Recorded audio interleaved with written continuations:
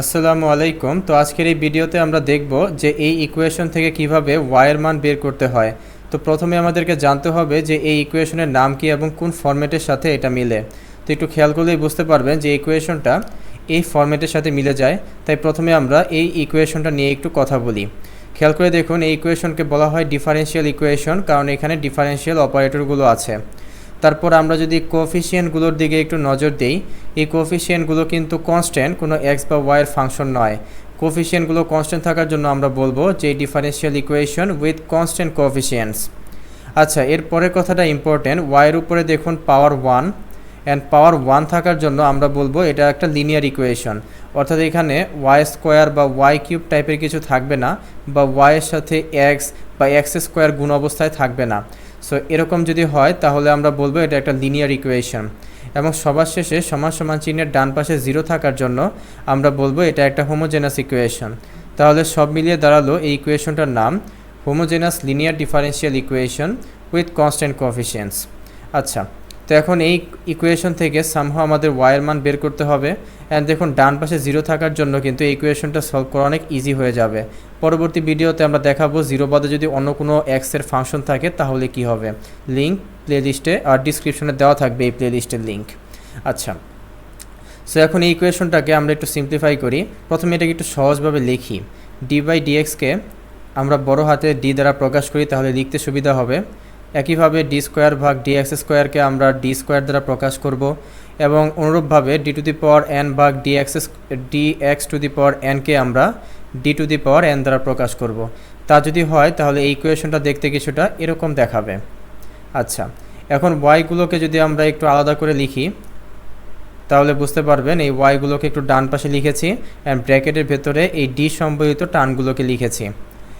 এখন আমাদের উদ্দেশ্য হবে সামহাও এই অংশটুকুকে এই ফরম্যাটে কনভার্ট করা।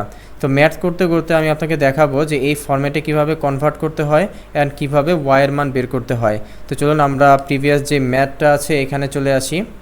আচ্ছা, তো প্রিভিয়াস স্লাইডে আপনাদেরকে বলেছিলাম যে ডি বাই ডিএক্সকে আমরা বড় হাতের ডি দ্বারা প্রকাশ করব, এবং ডি স্কোয়ার ভাগ ডিএক্স স্কোয়ারকে আমরা বড় হাতের ডি স্কোয়ার দ্বারা প্রকাশ করব। তো খেয়াল করে দেখুন, ডি স্কোয়ার ভাগ ডিএক্স স্কোয়ার হচ্ছে বড় হাতের ডি স্কোয়ার, তারপর ওয়াই লিখলাম, তারপর -5 ইন্টু, দেখুন এই অংশটা হচ্ছে বড় হাতের ডি, তারপর এটা হচ্ছে 6y ইজ ইকুয়াল টু 0। তারপর ওয়াইটাকে একটু আলাদা করে লিখি ডান পাশে, তাহলে ব্র্যাকেটের ভেতরে ডি সম্বলিত টার্মগুলো রয়ে যাবে। এখন আমরা যদি এই অংশকে কিছু মাল্টিপ্লায়ারের গুণ অবস্থায় লিখি তাহলে দেখুন দেখতে কিছুটা এরকম হবে, d-3 into d-2 y is equal to 0। আচ্ছা, তো এখন আমাদের এই ইকুয়েশন থেকে ওয়াইয়ের মানটা বের করতে হবে। তো তার জন্য আমরা এই ইকুয়েশন থেকে লিখতে পারি d-3y ইজ ইকুয়াল টু 0, অথবা d-2 into y is equal to 0। So এখান থেকে আমরা একটা সলিউশন পাবো, এখান থেকে একটা সলিউশন পাবো, তারপর দুটোকে মিলিয়ে আমরা এই ইকুয়েশনটা সলিউশন বের করব। সো প্রথমে প্রথমটা নিয়ে কাজ করি। সো আমরা দেখেছিলাম d-3y is equal to 0। So ওয়াইটাকে উভয়ের মধ্যে বন্টন করে দেই, তাহলে দেখতে কিছুটা এরকম হবে। এখন 3yটাকে ডান পাশে নিয়ে যাই, আর d মানে তো আপনারা জানেন d বাই dx। এখন ওয়াইগুলোকে আমরা এক পাশে নিয়ে আছি, যেমন এই ওয়াইটাকে বাম পাশে নিয়ে যাই তাহলে dy এর নিচে y চলে আসবে, এবং dxকে যদি ডান পাশে নিয়ে যাই তাহলে 3 ইন্টু dx। y এবং xকে দুই পাশে লিখলাম। এখন আমরা ইন্টিগ্রেশন করে দিই দুই পাশে। 1/y-কে ইন্টিগ্রেশন করলে হয় ln y, এবং এটাকে ইন্টিগ্রেশন করলে হবে 3x, অ্যান্ড এখানে একটা কনস্ট্যান্ট লাগবে। এরপর আমরা যদি লনটাকে ডান পাশে নিয়ে যেতে চাই তাহলে লনটা ডান পাশে চলে গেলে ই টু দি পাওয়ার সামথিং হয়ে যাবে। So E to the power 3x plus C. So এটাকে যদি একটু ভেঙে লিখি তাহলে E to the power 3x into E to the power C. এখন E to the power C এর উপরে যদি একটা কনস্ট্যান্ট থাকে তাহলে সেটা তো একটা নতুন কনস্ট্যান্ট তৈরি হয়ে যায়, তাই না? অ্যান্ড ধরলাম সেই কনস্ট্যান্টটা হচ্ছে c1, তারপর ই to the power 3x। So এটা হচ্ছে আমার একটা সলিউশন। আমি জাস্ট একটা সলিউশন পেয়েছি একটা ইকুয়েশন থেকে। এখন আমার আরেকটা ইকুয়েশন আছে, সেখান থেকে আমার আরেকটা সলিউশন পেতে হবে। সো এখান থেকে আমার ওয়াইয়ের মান বের করতে হবে।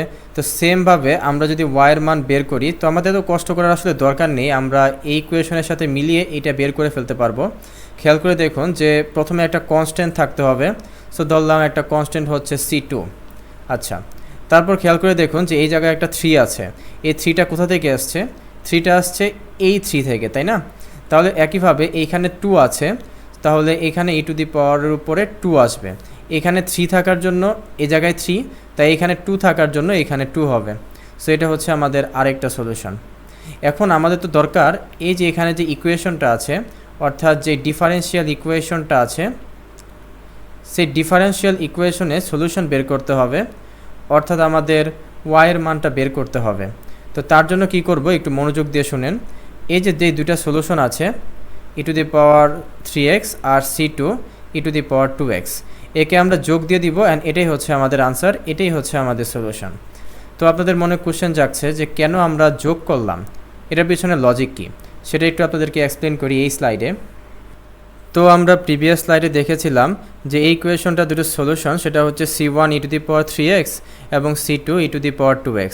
এই কথাটা মানে কি, আমরা যদি একে যত জায়গায় y আছে সেখানে বসিয়ে দেই, অর্থাৎ যত জায়গায় y আছে সেখানে বসিয়ে দেই, তাহলে আমরা ডান পক্ষে একটা 0 পাবো, তাই না? অর্থাৎ এই সলিউশনটা এই ইকুয়েশনকে সিদ্ধ করবে। একইভাবে এই দ্বিতীয় সলিউশনটাকে যদি আমরা বসিয়ে দেই যত জায়গায় y আছে, তাও তো আমরা ডান পক্ষে 0 পাবো। আচ্ছা, এখন আমরা বলেছিলাম যে সলিউশন অফ দ্য ইকুয়েশন, সেই ডিফারেনশিয়াল ইকুয়েশনের সলিউশন হচ্ছে এটা, অর্থাৎ দুটো সলিউশনকে যোগ করলে যা হয় তা। এখন এটা আমরা যাচাই করব আসলে এটা কি সলিউশন কিনা। তো এখানে একটু ভুল আছে, এখানে 2 এর জায়গায় 3 হবে অ্যান্ড 3 এর জায়গায় 2 হবে, একটু ঠিক করে নেবেন।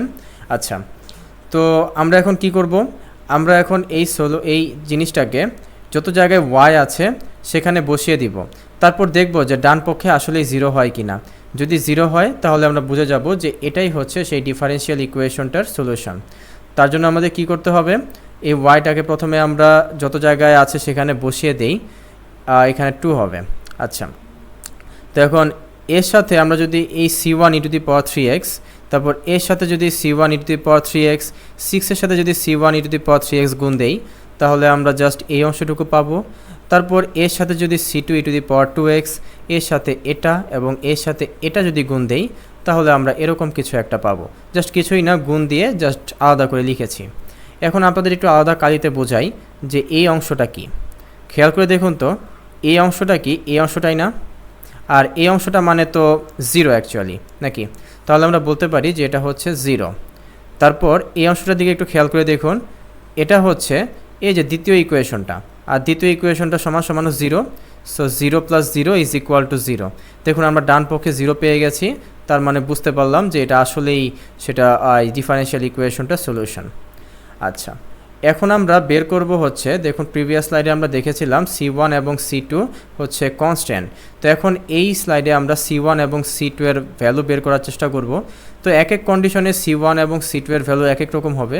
ধরলাম একটা কন্ডিশন, সেটা হচ্ছে x এর মান 0 হলে y এর মান 3, আবার x এর মান 2 হলে y এর মান 5। সো x এর মান 0 হলে y এর মান 3, এটা আমরা যদি এখানে বসিয়ে দেই, তাহলে দেখুন আমরা এরকম একটা কিছু পাবো।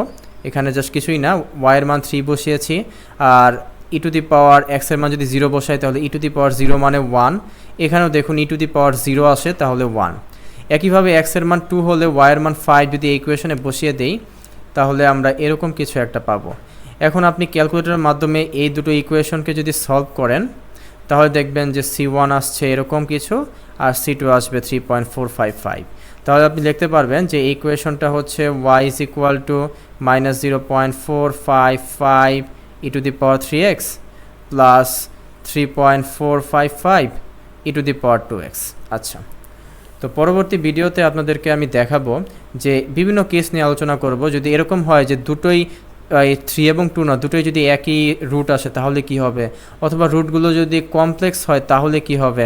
তো এরকম বিভিন্ন কেস নিয়ে পরবর্তী ভিডিওতে আলোচনা করব। So thank you.